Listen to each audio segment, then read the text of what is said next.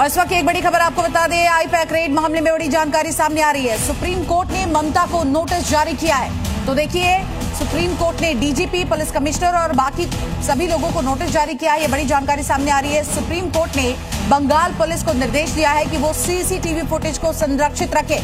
मामला बहुत गंभीर है, तो जांच जरूरी है। सुप्रीम कोर्ट ने यह भी कहा कि लोकतंत्र में व्यवस्था का हर अंग जो है वो अपना काम कर सके। हमारे लिए इस मसले पर सुनवाई बेहद जरूरी है ताकि कानून का उल्लंघन करने वाले बच न पाए। तो ये बड़ी जानकारी आपको बता रहे हैं। सीसीटीवी फुटेज सुरक्षित रखने के लिए कहा गया है और ये भी कहा गया है सुप्रीम कोर्ट की ओर से कि ये पूरा मामला बहुत गंभीर है, इसलिए जांच जरूरी है। इन सबके बीच सुप्रीम कोर्ट ने एफआईआर पर रोक लगा दी है। ईडी अफसरों पर दर्ज एफआईआर पर रोक लगाई गई है और अगली सुनवाई अब एफआईआर पर जो है वो रोक पर 3 फरवरी को होगी। ये बड़ी जानकारी आपको बता रहे हैं। तो देखिए, अगली सुनवाई की तारीख 3 फरवरी और ईडी अफसरों पर कोई कार्रवाई नहीं हो, सुप्रीम कोर्ट ने कहा है। सुप्रीम कोर्ट की ओर से ये एक बहुत बड़ा, आपको कहे तो ये आदेश सामने आ रहा है। सीधे रुक करते हमारे सहयोगी अरविंद सिंह हमारे साथ जुड़ गए। अरविंद, इसको कैसे देखा जाए, क्योंकि इस मुद्दे पर हमने देखा था जम के सियासत भी हुई, लेकिन अब सुप्रीम कोर्ट की ओर से साफ तौर पर कहा गया एफआईआर नहीं किया जाना चाहिए।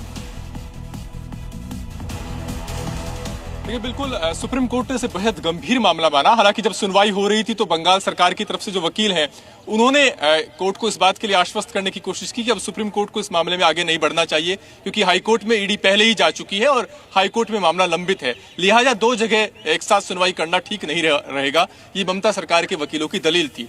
लेकिन सुप्रीम कोर्ट ने अपने आदेश में जो लिखवाया वो बहुत अहम है।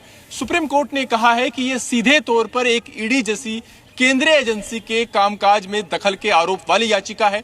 ये मामला बहुत गंभीर है और फिर से ऐसे हालात ना पैदा हो और व्यवस्था का हर अंग काम कर सके। बिल्कुल अरविंद, आप देखिए, जांच एजेंसी अपना काम करेंगी और जिस तरह से जांच एजेंसी ने अपना काम शुरू किया उसके बाद हमने देखे किस तरह से फाइलें जो है यहाँ से वहां तब्दील वहां पर किया जा रहा था। लेकिन सीसीटीवी संरक्षित करने के लिए भी कहा गया है और कहीं ना कहीं सुप्रीम कोर्ट ने साफ किया है कि जो भी वहां पर राज्य सरकार करना चाह रही है उनकी मनमानी तो नहीं चलेगी।